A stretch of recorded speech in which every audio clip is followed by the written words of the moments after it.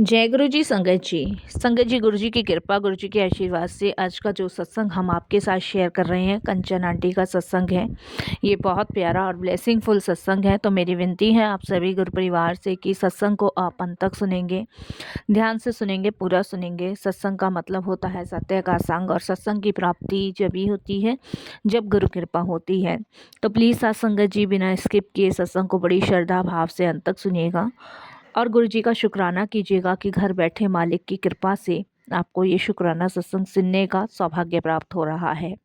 संगत जी, इसके अलावा अगर आप भी अपने सत्संग अनुभव शेयर करना चाहते हैं तो हिंदी में साफ राइटिंग में आप अपना सत्संग लिखकर हमारी जीमेल आईडी पर सेंड कर सकते हैं, ताकि आपके द्वारा सुनाए गए सत्संग से जो भी गुरुजी महाराज की नई जुड़ने वाली संगत होगी उन्हें गुरुजी के कल्याण, महिमा, अनुभव के बारे में ज़्यादा से ज़्यादा पता होगा।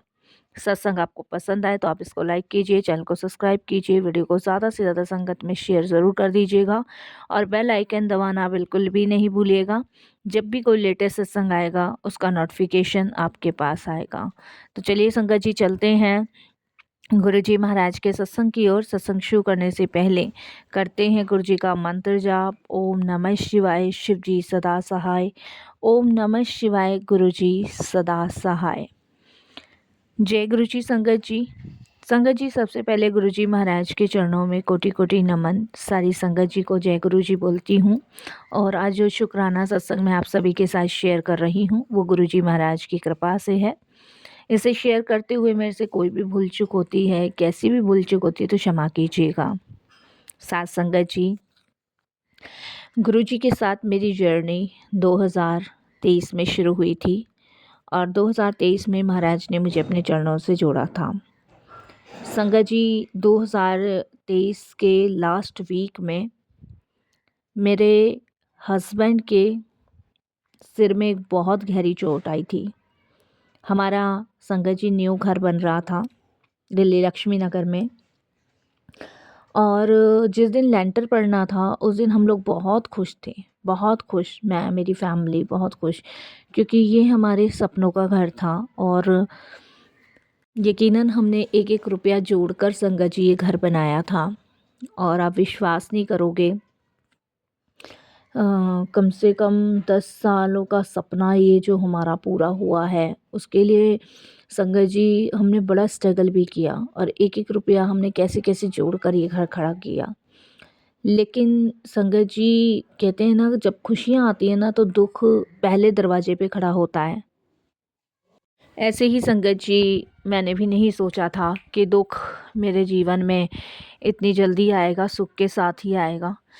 संगत जी, उस दिन हमारे यहाँ लेंटर डलना था और भगवान की कृपा से लेंटर बहुत अच्छा डल गया हमारा। लेंटर डलने के बाद संगत जी मैंने प्रसाद भी बांटा, जो भी होता है हमारे में हमने वो किया। और बहुत खुशी थी कि देखो एक सर पे छत हमारे अब हो गई है। काफ़ी लंबा टाइम हमने किराए पे काटा था। बड़ी खुशी हुई कि छत हमारी चलो भगवान की कृपा से डल गई है, अब हमें किराए पे नहीं रहना पड़ेगा और बच्चे अपने घर में होंगे। संगत जी, जब लेंटर डल गया तो लेंटर डलने के बाद मन में खुशी तो देखिए बहुत थी मेरे हस्बैंड के। और करीबन संगत जी 5:30-6 बजे की बात थी और मेरे हस्बैंड मुझसे कहते हैं कि मैं एक बार ना प्लॉट पे हो आता हूँ और मुझे खुशी बहुत ज़्यादा है और मैं एक बार और देखना चाहता हूँ भाई लेंटर को, कि भाई अपने घर को देख के आता हूँ। तो मैंने कहा कि चलो सुबह चले जाना, अभी तो हम लोग होकर ही आए हैं और कितना टाइम हुआ है। मेरे हस्बैंड कहते कि नहीं नहीं मैं होकर आता हूँ। तो मैंने कहा कि चलो ठीक है, नहीं मान रहे तो तुम चले जाओ, मैंने ये बात कह दी। तो संगत जी वो प्लॉट पे चले गए जहाँ मकान हमारा बन रहा था। संगत जी वहाँ गए और मुश्किल से संगत जी हमारे घर से 10 मिनट का रास्ता है जहाँ हमने मकान लिया है। और वहाँ गए और संगत जी 10 मिनट ही हुए होंगे और 10 मिनट उनको जाने के हुए हैं और 10 या 15 मिनट बाद संगत जी शोर मचना शुरू हो गया। शोर ज़ोर ज़ोर से मच रहा था। मैं उस समय संगत जी कढ़ी बना रही थी, मैं खाना बनाने की तैयारी कर रही थी, बच्चे बोल रहे थे कढ़ी खाएंगे, तो मैं कढ़ी बना रही थी। दिमाग में बिल्कुल आइडिया नहीं था। और संगत जी जब शोर मचना शुरू हुआ तो कुछ लोग घर तक आए और उन्होंने मुझे मेरे हस्बैंड के बारे में बताया। मैं संगत जी भागी भागी अपने वहीं गई जहाँ पे मेरे मकान बन रहा था, हस्बैंड थे। संगत जी मैं देखती हूँ कि जो लेंटर है वो मेरे हस्बैंड के सर के ऊपर गिर पड़ा और मेरे हस्बैंड वहीं के वहीं संगत जी बेहोश हालत में पड़े हुए हैं। ये संगत जी देख के मैं खुद तरसे पर हो गई। मुझे खुद भी नहीं समझ आया कि मैं क्या करूं, क्या नहीं करूं, क्योंकि संगत जी लेंटर का सारा मलबा सरिये सीधे मेरे हस्बैंड के सर के ऊपर थे। मैं उस टाइम बहुत दुखी और परेशान हो गई। मेरे लिए समझ पाना बड़ा मुश्किल था कि घर की खुशी मनाऊं या हस्बैंड को उस हालत में देख के दुख। बहुत डिस्टर्ब हुई संगत जी उस दिन मैं। लेकिन वो कहते हैं ना कि शायद हमारे जीवन में दुख आता ही इसलिए है क्योंकि हमें भगवान से जुड़ना होता है और मिलना होता है। संगत जी मेरे हस्बैंड को हॉस्पिटल ले जाया गया, हॉस्पिटल में एडमिट किया गया। डॉक्टर्स का कहना था ब्लीडिंग बहुत ज़्यादा हो चुकी है और ज़्यादा ब्लीडिंग की वजह से इनकी जान भी खतरे में पड़ सकती है।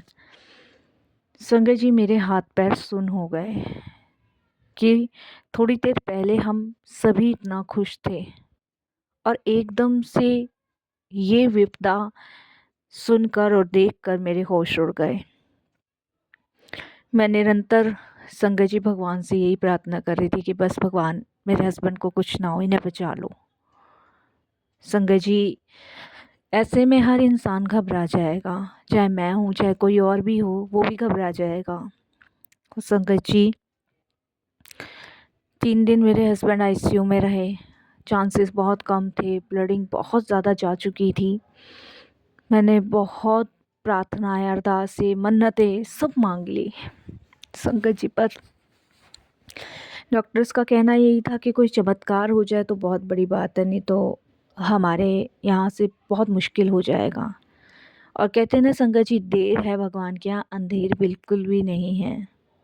आप चाहें कितनी भी कोशिश कर लो, भगवान आपके साथ होते ही होते हैं। आप कितने भी मतलब भगवान को भला बुला कह लो या कुछ भी कह लो, लेकिन ईश्वर आपके साथ होते हैं।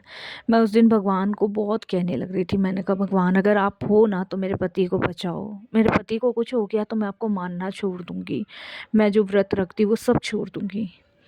क्योंकि संगत जी इंसान ना स्वार्थी होता है, वो भूल जाता है कि आपके जीवन में दुख आया भी है ना तो उसमें भी आपको भगवान मिलने वाले हैं। मैंने संगत जी निरंतर प्रार्थना करनी शुरू करी। तब संगत जी हमारी एक जानने वाली पड़ोस में आंटी जी हैं, जब उनको पता चला मेरे हस्बैंड बहुत सीरियस कंडीशन में हैं, तब उन्होंने हमें गुरुजी के बारे में बताया। उन्होंने सिर्फ मुझे यही कहा कि तू गुरुजी के दरबार जा, वहाँ पर ही अपनी अरदास लगा और वहाँ का जल प्रसाद ला।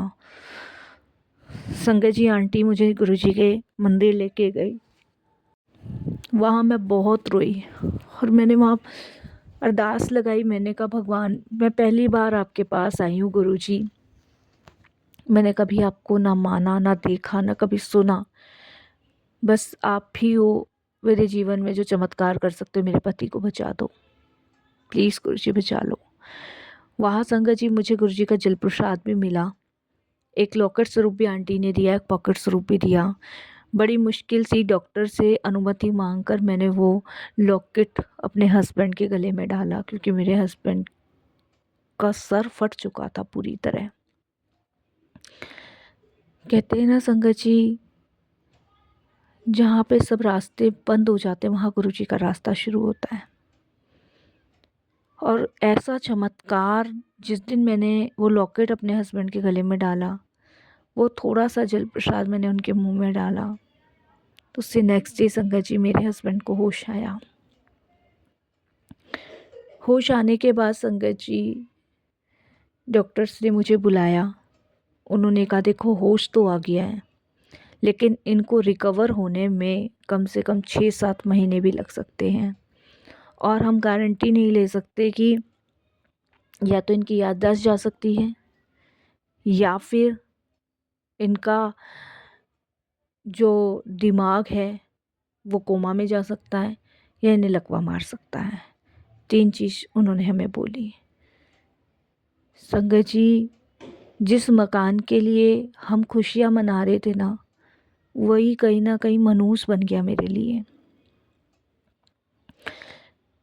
एक मैंने गुरुजी का पॉकेट स्वरूप लिया, वहाँ मंत्र जाप करना शुरू किया और प्रार्थना करने शुरू करी कि भगवान बस मेरे हस्बैंड को बचा लो, जैसे भी हो इन्हें बचा लो, कुछ ना हो। यहीं से संगत जी चमत्कार की शुरुआत हुई। आप यकीन नहीं मानोगे, मेरे हस्बैंड जहाँ डॉक्टर 6 महीने बोल रहे थे ना, वहाँ 2.5 महीने में मेरे हस्बैंड रिकवर हो गए थे। 2.5 महीने के अंदर तो संगत जी वो ऑफिस जाना शुरू कर दिया था उन्होंने।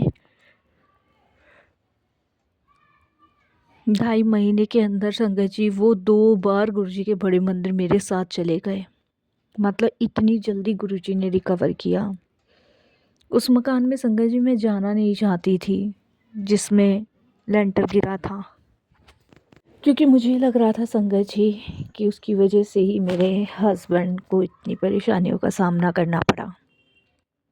तो देखिए गुरुजी ने ये भी कहीं ना कहीं क्लियर करी चीज़ें, ये भी चीज़ें गुरुजी ने समझाई कि जब भी दुख हमारे जीवन में आता है ना, तो वो इसीलिए आता है कि हमें उसमें कोई सुख मिलने वाला होता है, हमें गुरु कृपा मिलने वाली होती है, या भगवान का स्मरण मिलने वाला होता है, या भगवान की प्राप्ति होने वाली होती है। इस दुख के बाद ईश्वर की प्राप्ति होने से मेरे जीवन में कल्याण हो गया, जिसके लिए मैं गुरुजी का बहुत बहुत शुक्राना करती हूँ, और गुरुजी की प्राप्ति हुई। संगत जी, गुरुजी की कृपा से, गुरुजी के आदेश से और गुरुजी के सत्संग के माध्यम से मैं उस घर में गई 2024 में। उससे पहले मैं गई नहीं। 2024 में जब मैं उस घर में गई तो संगत जी वही चीज़ मेरी आंखों के सामने आती थी कि कहीं वापस से छत गिर ना जाए, बच्चों पे ना गिर जाए, मुझ पे ना गिर जाए। तो बड़ा डर सा लगता था, बड़ा फील सा होता था। लेकिन इस डर को भी गुरुजी ने दूर निकाला, इस डर को भी गुरुजी ने बाहर निकाला। और आप विश्वास नहीं करोगे, गुरुजी ने मुझे वापस से फिर से उस टेंशन से बाहर निकल के जीना सिखाया।